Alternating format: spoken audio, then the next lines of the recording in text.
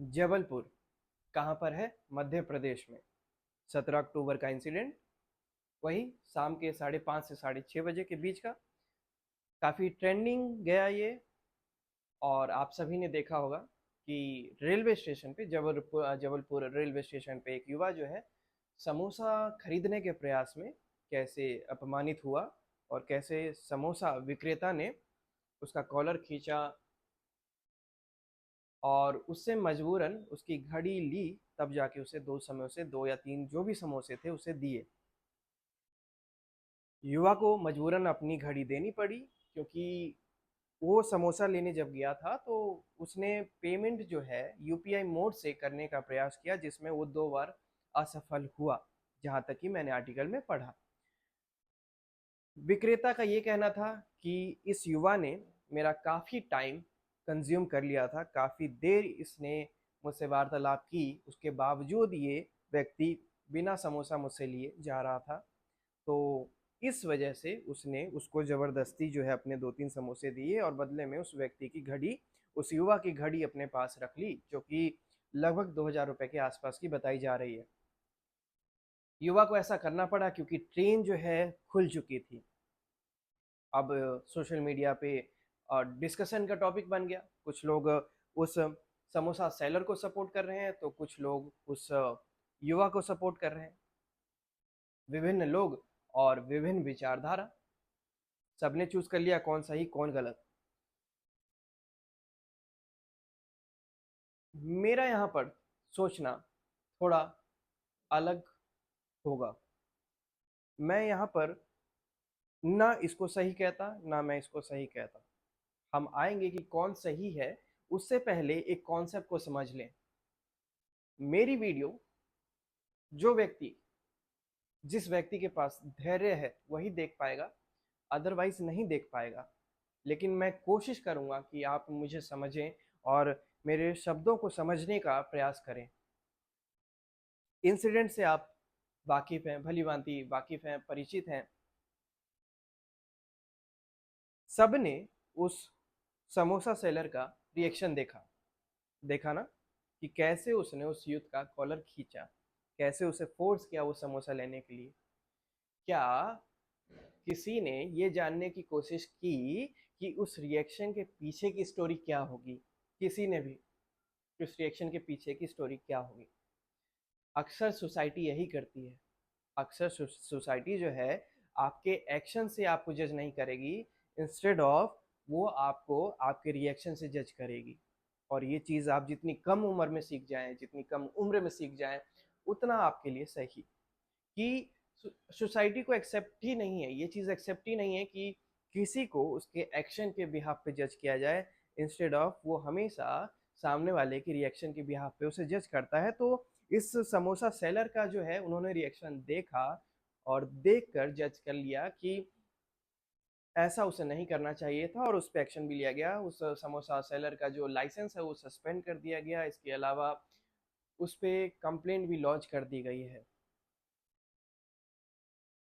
हर व्यक्ति के पास एक पेशेंस होता है, सबका पेशेंस लेवल अलग अलग होता है। कोई, अगर आप गलती करो तो हो सकता है उसमें जीरो पेशेंस हो, वो उस गलती को ले ना पाए। होते हैं बहुत से व्यक्ति जो दूसरे की गलती ले ही नहीं पाते। यहीं पर कुछ व्यक्ति ऐसे भी हैं जो 5 बार अपने गुस्से को कंट्रोल कर सकते हैं। कुछ व्यक्ति ऐसे हैं जो आधे घंटे के लिए कंट्रोल कर सकते हैं। कुछ व्यक्ति ऐसे हैं जो आपकी 50 कट्टू लाइन को झेल लेंगे, उनको फर्क नहीं पड़ेगा। तो वहीं पे कुछ लोग ऐसे हैं जो एक शब्द नहीं सुन पाएंगे अपने अगेंस्ट में। तो सबका पेशेंस लेवल अलग अलग होता है। हो सकता है किसी का 5 बार पे निकले, किसी का 10 बार पे, किसी का 50 बार पे, किसी का 100 बार पे, किसी का 2000 बार पे। सबका पेशेंस लेवल अलग अलग होता है। इसका उदाहरण महाभारत से उठाते हैं। धर्मराज युधिष्ठिर ने सोचा कि राजसूय यज्ञ करवाया जाए। किसके लिए? अपने भाइयों के लिए, कि उनका माइंड जो है, उनकी माइंड और बॉडी की प्योरिफिकेशन के लिए, मोटिवेशन के लिए, और एक फ्रेशमेंट आज आ जाए सबके माइंड में, और एक पॉजिटिविटी आए। इसलिए उन्होंने प्रयास किया कि एक महायज्ञ का आयोजन किया जाए और फिर उसमें सभी जितने अ, वरिष्ठ और नामी गामी लोग थे सभी को उसमें इनविटेशन मिला उस यज्ञ में। तो शिशुपाल भी उसमें आया हुआ था। अब शिशुपाल कौन है? शिशुपाल कृष्ण जी का चचेरा भाई, फुफेरा भाई जो है, यानी कि बुआ का लड़का, वो भी उसमें आया हुआ था। अब शिशुपाल श्री कृष्ण जी को एज एन राइवलरी देखता था, हमेशा से वो चिढ़ता था कृष्ण जी से, जहाँ तक कि मैंने समझा। और होता है, बहुत से लोग ऐसे होते हैं कि एक दूसरे से चिढ़ते हैं, तो ऐसा ही उनका भी इन्वायरमेंट रहा था। कृष्ण जी का कहना था कि बुआ, आप मेरी माँ समान है और शिशुपाल मेरे भाई समान है। लेकिन शिशुपाल ये चीज नहीं समझ रहा। शिशुपाल मुझे दुश्मन की तरह देख रहा है, और जब वो दुश्मन की तरह देख रहा है तो मुझे भी दुश्मन बन के उसका फर्ज, इसका फर्ज अदा करना होगा। तो या तो वो समझ जाए कि मैं उसका दुश्मन नहीं, हम एक ही हैं, नहीं तो मैं उसकी गलतियां एक लिमिट तक ही माफ कर पाऊंगा। जैसा कि मैंने बताया कि हर व्यक्ति का पेशेंस अलग अलग होता है। श्री कृष्ण जी ने स्पष्ट रूप से बुआ को समझा दिया, एक वचन दिया, वचनबद्ध हुए कि मैं शिशुपाल की 99 गलतियां माफ करूंगा, और जहां 100 गलती हो गई, जहां 100वीं गलती हुई, वहां पर परिणाम आपके समक्ष होगा। इसके बाद वो दिन आ गया, यज्ञ वाला, राजसूय यज्ञ वाला। उस दिन शिशुपाल भी वहां गया हुआ था, और शिशुपाल जो है वो धर्मराज युधिष्ठिर चाहते थे कि प्रतिष्ठित श्री कृष्ण जी जो है वो यज्ञ की यज्ञ का जो है वो प्रारंभ करें, क्योंकि बहुत ही वरिष्ठ थे, बहुत प्रतिष्ठित थे और सम्मानित व्यक्ति थे, तो क्यों ना उसी से उन्हीं से हवन की जो है हवन का प्रारंभ करवाया जाए। अब ये बात शिशुपाल को डाइजेस्ट नहीं हुई। उसने कमेंट कर दिया, उसने पोक कर दिया, उसने ऐसे पोक किया कि ये हो गई उसकी 100वीं गलती। 99 गलती तक कृष्ण जी ने माफ किया था, हो गई 100वीं गलती। 100वीं गलती कब हुई? जब शिशुपाल ने ये बोल दिया कि अच्छा, एक ग्वाले से, एक गाय चराने वाले से हवन का प्रारंभ करवा रहे हो, इससे अच्छा होता कि हम ना ही आते। अब सोचो, भरी सभा में आप 20 लोगों के सामने बैठे हो, मान लो आप 20 लोगों के सामने बैठे हो, और कोई एक व्यक्ति, आपका अपना व्यक्ति, आपका इस, जबकि आप प्रतिष्ठित हैं, आपका ऐसे मजाक उड़ाए, तो क्या आप उसको कमेंट पास नहीं करोगे? आप पोक हो गया नहीं होगे? कोई बोल के, तो कोई झगड़ के, सबका अलग अलग तरीका होता है। श्री कृष्ण जी ने 99 बार कंट्रोल किया अपने गुस्से को, लेकिन 100वीं बार फिर वो नहीं कर पाए। और फिर उनका पेशेंस पॉइंट था 100 टाइम, और फिर वो सुदर्शन चक्र जो है निकालते हैं और शिशुपाल का भरी सभा में सर जो है धड़ से अलग कर देते हैं। तो वो 100 टाइम जो था, वो था उनका पेशेंस ब्रेकिंग पॉइंट। हर व्यक्ति का पेशेंस ब्रेकिंग पॉइंट अलग अलग होता है। अब ये देखो, उस सभा में सभी व्यक्ति कृष्ण जी के सपोर्ट में तो नहीं गए होंगे। जिन्होंने, जो कृष्ण जी को नहीं जानते थे, समहाउ नहीं जानते थे, या फिर कृष्ण जी के इस चीज से वाकिफ नहीं थे कि कृष्ण जी ने बोला था कि 99 बार मैं इसकी गलती माफ करूंगा, और जब उन्होंने देखा होगा श्री कृष्ण जी को चक्र से एक व्यक्ति का सर धड़ से अलग करते हुए, तो उनके माइंड में क्या छवि बनी होगी कृष्ण जी की? यही कि इस व्यक्ति में थोड़ा सा पेशेंस नहीं था, मात्र किसी के ऐसा कहने पे उसने एक व्यक्ति की हत्या कर दी।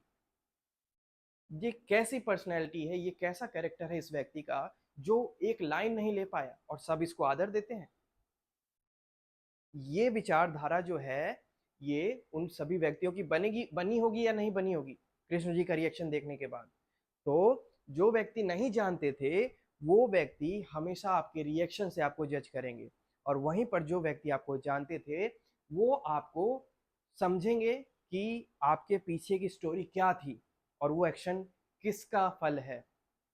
ठीक वैसे ही वो जो वीडियो हमने देखी, तो उसमें हमें उस व्यक्ति का, उस समोसा सेलर का जो बिहेवियर है वो रूड लगा होगा, हमें लगा होगा कि ये इसे नहीं ऐसा करना चाहिए था। लेकिन क्या किसी ने समझा कि उसके पीछे की स्टोरी क्या रही होगी? मुझे भी नहीं पता। लेकिन मैं ये कह रहा हूँ कि मात्र देख के किसी को जज नहीं किया जा सकता। अब ये कल्पना कीजिए कि आप समोसा बेचने के लिए निकले हैं। समहाउ सपोज हो सकता है आप बहुत अमीर हो, लेकिन मैं कह रहा हूं कि अभी कल्पना कीजिए कि आप समोसा बेचने के लिए निकले हैं। आपके पास आपने कुछ पैसे जो हैं आपके पास, वो इन्वेस्ट करके आपने कुछ समोसे वगैरह बनवाए बनाए और फिर उसको बेचने के लिए रेलवे स्टेशन पे निकले। फर्स्ट डे था आपका। फर्स्ट डे आप बहुत ही सज्जन व्यक्ति हैं और फर्स्ट डे था आपका। और वहाँ पे कुछ उपद्रवी व्यक्ति भी होते हैं। उपद्रवी जो स्मार्ट ओवर स्मार्ट बनने की कोशिश करते हैं, खुद को स्मार्ट समझते हैं, तो वो क्या करते हैं, अक्सर सामान तब खरीदते हैं जब ट्रेन चलने वाली होती है। वो तभी खरीदते हैं, तब तक वो खड़े रहते हैं और जैसी ट्रेन चली तो वो सामान ले लेते हैं और ऐसे में जो है उस विक्रेता का नुकसान होता है। अब वो कोई नामी गामी रिच पर्सन तो नहीं है जो शौक के लिए समोसा बेचने जाएगा, तो उसकी पूंजी लगी हुई है, उसके लिए डू और डाई है। वो अगर रोज कमाएगा तो वही खाएगा, अगर जिस दिन वो नहीं कमा रहा है तो उस दिन फिर उसका खाना नहीं है। होगा कि नहीं होगा? जितने भी ऐसे लोग हैं, तो डू और डाई वाली सिचुएशन में लोग अक्सर इजीली ट्रिगर हो जाते हैं जब उस चीज पे कोई कोई उस पॉइंट पे अगर कोई ट्रिगर कर देता है तो वैसा ही बहुत से। तो फर्स्ट डे था आपका और आप समोसा बेचने निकले थे और एक व्यक्ति ने क्या किया कि आपके साथ 10 मिनट टाइम पास किया और जैसी ट्रेन उसकी चलने वाली थी तो वो आपसे समोसा लेके और फिर बहाने करके कि पैसे नहीं मिल पा रहे हैं या तो मैं भूल गया वगैरह वगैरह, तो वो व्यक्ति भी क्या सोचेगा, अच्छा ठीक है, जाओ जाओ जाओ जाओ जाओ, ट्रेन है आपकी, आप चले जाओ। लेकिन क्या हो कि यही चीज जो है रेपिटेटिव लूप पे स्टार्ट हो जाए। क्या हो कि एक व्यक्ति ने आपके साथ धोखा किया, फिर दूसरे ने किया, तीसरे ने किया, 5 10, तो कब तक आप अपनी जेब से पैसा लगाओगे? आप कोई स्पॉन्सर तो हो नहीं। आपको खुद खुद से खुद के लिए स्टैंड लेना पड़ेगा, आपको खुद खुद की आवाज बननी पड़ेगी। तो ऐसे में मान लो वो इतना कोल्ड हार्टेड हो गया, कोई भी व्यक्ति इतना कोल्ड हार्टेड हो गया, सोसाइटी ने उसे इतना कोल्ड हार्टेड बना दिया, वो खुद तो नहीं बना, उसकी सिचुएशन उसकी परिस्थिति ने उसे ऐसा बनाया। जब उसने इतनी ठोकरें खाई, कोल्ड हार्टेड हो गया, तो उसने दूसरे के इमोशन के बारे में कद्र ही करना छोड़ दिया। तो ऐसे में जब उसने ऐसा कोई एक्शन लिया भी तो जस्टिफाइड माना जाएगा मेरे अकॉर्डिंग। मैं अभी भी उसको सपोर्ट नहीं कर रहा, लेकिन मैं सिचुएशनल बेसिस पे आपको एक चीज समझाने, एक कॉन्सेप्ट समझाने की कोशिश कर रहा हूँ कि अक्सर व्यक्ति जो है रिएक्शन के बेसिस पे किसी को जज कर लेते हैं, लेकिन व्हाट अबाउट हिज एक्शन, जो अभी तक उसने किया, क्या हुआ होगा, ऐसा रिएक्शन क्यों आया होगा, वो सारी चीजें भी जाननी जरूरी होती हैं हर व्यक्ति के लिए। और जो व्यक्ति सिर्फ सच के एक फैक्टर से सच को जानने की कोशिश करते हैं, मैं समझता हूं सबसे बड़े मूर्ख व्यक्ति वही है। सबसे बड़े मूर्ख। एक तो सोसाइटी में अवेयरनेस नहीं है।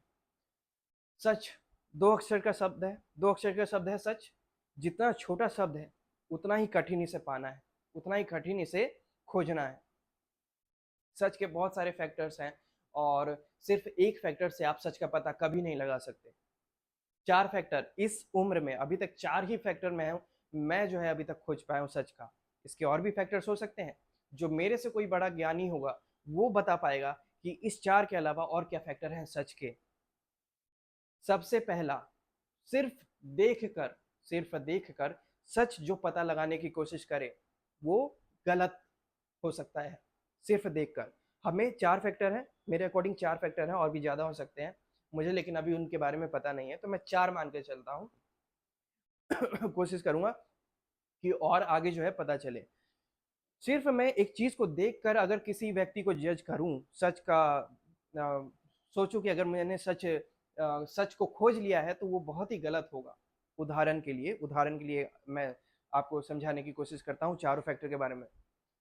एक छोटा व्यक्ति है, एक छोटा बच्चा है, बच्चा जो बोल नहीं सकता, मान के चलो 2.5 साल का, 2.5 3 साल का छोटा बच्चा है, और जो बोल नहीं सकता लेकिन वो चल सकता है, चीजें पकड़ सकता है। अब मान लो उसकी एक बड़ी बहन है जो अपना फोन खोज रही है। मान लो बहन है, 10-12 साल की बहन है उसकी, वो अपना फ़ोन खोज रही है। सब कमरे में उसने खोजा और फिर जब मम्मी ने देखा कि मेरी बेटी फ़ोन खोज रही है, तो उसने अपने छोटे बेटे को जो है, इतना छोटा जो ढाई 3 साल का था, उसको हाथ में फ़ोन दिया और पॉइंट आउट किया कि जाओ वहाँ पर फ़ोन दे दो दीदी को। अब दीदी कमरे से निकली और इस छोटे से व्यक्ति के हाथ में फ़ोन था और दीदी काफ़ी देर से उस फ़ोन को खोज रही थी। तो दीदी को जैसे ही दीदी देखती है इस बच्चे के हाथ में फ़ोन है, तो उसे गुस्सा आएगा या नहीं आएगा? कि पूरा टाइम लगभग 1 घंटा हो गया मैं इस फ़ोन को खोज रही हूँ और ये जो फ़ोन है मेरे छोटे भाई के हाथ में है और ये मुझे इरिटेट कर रहा है और पहले भी करता था और अभी तो मेरा फ़ोन ले लिया इसने। तो वो उसे मारती है चाँटा। अब वो बच्चा बोल भी नहीं सकता अपने डिफेंस में। तो इसमें हमने उस लड़की ने क्या देखा? उसने तो देख के जज कर लिया ना कि मेरा जो फ़ोन था वो छोटे भाई के पास था, लेकिन एक्चुअल में मम्मी के पास था, मम्मी ने दिया कि जाओ फ़ोन दे के आओ। खुद का डिफेंड नहीं कर पाए, लड़की ने सिर्फ देख के जज कर लिया। मैं ये मानता हूँ कि बहुत सारी चीज़ें जो हैं देखी हुई वो सच नहीं होती, बहुत सारी चीज़ें देखी हुई सच नहीं होती। तो सिर्फ देख के जज कर लेना, सिर्फ देख के जजमेंट दे देना बहुत ही गलत तरीका है। सिर्फ सुन के, सिर्फ किसी व्यक्ति को सुनकर, जिसको मैं कान का कच्चा बोलता हूँ, सिर्फ सुनकर सच का पता लगा नहीं लगाया जा सकता। सिर्फ सुनकर सच का पता नहीं लगाया जा सकता। सिर्फ देखकर सच का पता लगाया नहीं जा सकता। सिर्फ तीसरा फैक्टर है अनुमान। सिर्फ अनुमान से सच का पता लगाया नहीं जा सकता। अनुमान कैसे? सिर्फ अनुमान से कैसे? मेरे सामने से गली में एक व्यक्ति गया, मेरे सामने से एक व्यक्ति जो है गली से गया और फिर जैसी ही दूसरी गली में वो गया, जैसी दूसरी गली में वो मुड़ा, तो मुझे आती है एक औरत की, एक महिला की चीखने की आवाज़। और जैसे ही मैं दूसरी गली में जाके देखता हूँ भागते-भागते, तो देखता हूँ कि ये जो व्यक्ति था जो मेरे सामने से भाग रहा था, वो वहाँ से भाग रहा है और एक महिला जो है वहाँ पे खड़ी है और वहाँ पे एक लाश पड़ी हुई है। तो मेरा अनुमान ये कहेगा कि वो जो व्यक्ति है, वो ही अपराधी है। ये मैंने अनुमान से सच का पता लगाने की कोशिश की। लेकिन क्या हो कि उस महिला ने ही उस व्यक्ति को मारा हो और इस व्यक्ति ने देख लिया हो और जब ये महिला उसे मारने की कोशिश कर रही हो, तो वो भाग कर जा रहा हो पुलिस को बताने, या भाग कर वो बचने की कोशिश कर रहा हो सकता है, नहीं हो सकता है? 1% चांस भी है या नहीं है? हो सकता है। तो सिर्फ अनुमान लगाने से भी सच का पता नहीं लगाया जा सकता। 3 फैक्टर बता दिए। सिर्फ देखकर सच का पता नहीं लगता, सिर्फ सुनकर सच का पता नहीं लगता और सिर्फ अनुमान से भी पता नहीं लगता। चौथा, अनुभव। आपके पास कितना अनुभव है? एक व्यक्ति मेरे पास आता है और कहता है कि मैं उससे पूछता हूँ कि तुम इतना लेट क्यों हो गए? तो वो कहता है कि हनुमान मंदिर से मुझे यहाँ तक आने में, आपके घर आने में, क्योंकि मैं चल कर आया तो मुझे 25 मिनट लग गए। अब मैं ठहरा अनुभवी व्यक्ति, मैंने वो चीज़ अनुभव की हुई है, तो मैं दिमाग में कैलकुलेट कर लूँगा कि मुझे 10 मिनट लगते हैं। मुझे ही नहीं बल्कि किसी भी सामान्य व्यक्ति को, क्योंकि 500 मीटर की दूरी है, 500 मीटर की दूरी है, तो 10 मिनट वहाँ से यहाँ लगता है। मैं रूट से वाकिफ़ हूँ, तो मुझे पता है कि भीड़ नहीं होती। जहाँ पर भीड़ होती है वहाँ की अलग सिचुएशन, लेकिन ये तो मैंने देखा हुआ है, तो मुझे पता चल जाएगा कि 10 मिनट लगते हैं और ये 25 मिनट कह रहा है। तो उस चीज़ को कहते हैं अनुभव। मैंने वहाँ पर कोशिश की अनुभव के बेसिस पे सच का पता लगाने की। मैं कहूँगा 10 मिनट लगते हैं और तुम 25 मिनट बता रहे हो, 15 मिनट कहाँ थे? तो सिर्फ 15 मिनट सिर्फ अनुभव के बेसिस पे अगर हम सच जानने की कोशिश करते हैं, बहुत से लोग करते हैं अनुभव के बेसिस पे सच जानने की कोशिश, तो सिर्फ अनुभव के बेसिस पे भी सच का पता नहीं लगाया जा सकता। तो 4 फैक्टर हो गए, सिर्फ देखकर सच का पता नहीं लगाया जा सकता, सिर्फ सुनकर सच का पता नहीं लगाया जा सकता, सिर्फ अनुभव से पता नहीं लगाया जा सकता और सिर्फ अनुमान से भी पता नहीं लगाया जा सकता। तो अब सच का पता कैसे लगेगा? अब सच का पता लगेगा जब इन चारों फैक्टर को हम एक साथ एकत्रित करेंगे, एक साथ इकट्ठा करेंगे और ये जो चारों चीज़ हैं, ये बनाती हैं एक धुंधली तस्वीर सच की, एक धुंधली तस्वीर सच की। अब ये तस्वीर बनने के बाद मैं अनुभवी हूँ, मुझे थोड़ा-सा ज्ञान है तो मैं सच के करीब पहुँच पाऊँगा। अब इसको समझते हैं, इन चारों फैक्टर को एकत्रित क्यों किया जाना चाहिए? कल्पना कीजिए एक पेंटर है, एक आर्टिस्ट है और वो एक सीनरी ड्रॉ करना चाहता है, कलर वो एक ही यूज करता है, एक कलर ग्रीन उसने यूज किया। अब उसने ग्रीन कलर से पूरा पूरे में ग्रीन ग्रीन घास बना दिया, ग्रीन ग्रीन घास बना दिया। फिर उसने इमेजिन किया कि अच्छा ये आसमान है, इसको ये आसमान है, इसको भी ग्रीन कलर से कर देते हैं। ये घर है, इसको भी ग्रीन कलर से कर देते हैं। और ये पेड़ है, इसको भी ग्रीन कलर से कर देते हैं। और ये पंछी और ये पत्थर वगैरह सब ग्रीन कलर से वो कर देता है। अब उस आर्टिस्ट के माइंड में क्या है, उसको पता है कि ये मैंने क्या बनाया है, सीनरी बनाई है जिसमें घर है, जिसमें आसमान है, पेड़ हैं, घास है, सब कुछ है, आर्टिस्ट को पता है। लेकिन वहीं पर दूसरा व्यक्ति जब देखने आता है तो वो कहता है कि ये पूरी शीट जो है इस आर्टिस्ट की ग्रीन क्यों है, क्या आर्टिस्ट ऐसा क्या बनाना चाहता था। अब आर्टिस्ट के माइंड में है, उसे पता है कि उसने क्या बनाया, लेकिन जो देखने वाला है वो नहीं पता लगा पाया। अब इसमें एक और चीज, एक काम करो, इसमें एक एक कलर और ऐड कर दो। ग्रीन किया हुआ था आपने, ऊपर आप ब्लू कर दो, नीचे ग्रीन है ऊपर ब्लू कर दो। अब कोई व्यक्ति उसे देखेगा तो उसको समझ में आएगा कि अच्छा नीचे वाला घास है और ऊपर वाला जो है नीला आसमान है। धीरे धीरे जा रहे हैं हम सच के पास। अब एक काम करो, उसमें एक दो कलर और ऐड कर दो, येलो और रेड कलर का उसमें ऐसा कुछ शेप दे दो। तो इससे पता चल गया कि अच्छा ग्रीन कलर की घास है, ब्लू कलर का आसमान है, और रेड और येलो कलर का जो ये है घर है। अब एक काम करो, इसमें चॉकलेटी कलर और ऐड कर दो। अब ऐड करने के बाद हमें समझ में आ जाएगा कि अच्छा ये डाल है, पेड़ की डाल है, और इसके ऊपर जो ग्रीन कलर है वो पेड़ है, वो पेड़ की पत्तियां हैं। धीरे धीरे क्लैरिफिकेशन आ रहा है। फिर एक ब्लैक कलर लो, ब्लैक कलर से ब्लू में जो है वो ऐसे कुछ टिक मार्क लगा दो तो समझ में आ जाएगा अच्छा ये पंछी है। और उसी ब्लैक कलर से नीचे ग्रीन पे गोल गोल डॉट बना दो तो समझ में आ जाएगा कि कंकड़ है। उसी ब्लैक कलर से आप लाइन खींच दो तो समझ में आ जाएगा कि सड़क है। तो डिफरेंट कलर जो है, जब आप उसका कॉम्बिनेशन, उसकी लेयरिंग जो करते हो, लेयर पे लेयर जब आप चढ़ाते हो, तब आपको सीनरी मिलेगी। मिलेगी या नहीं मिलेगी। एक कलर से एक कलर से वो अनुभवी व्यक्ति बता पाएगा जिसको अनुभव है। लेकिन जो साधारण व्यक्ति है उसके लिए तो लेयरिंग चढ़ानी पड़ेगी ना, तब जाके उसे समझ में आएगा कि अच्छा ये क्या बना है। तो सच की खोज भी ऐसे ही होती है, किसी एक चीज से जज कर लेना किसी व्यक्ति को मैं कहीं से भी उचित नहीं मानता।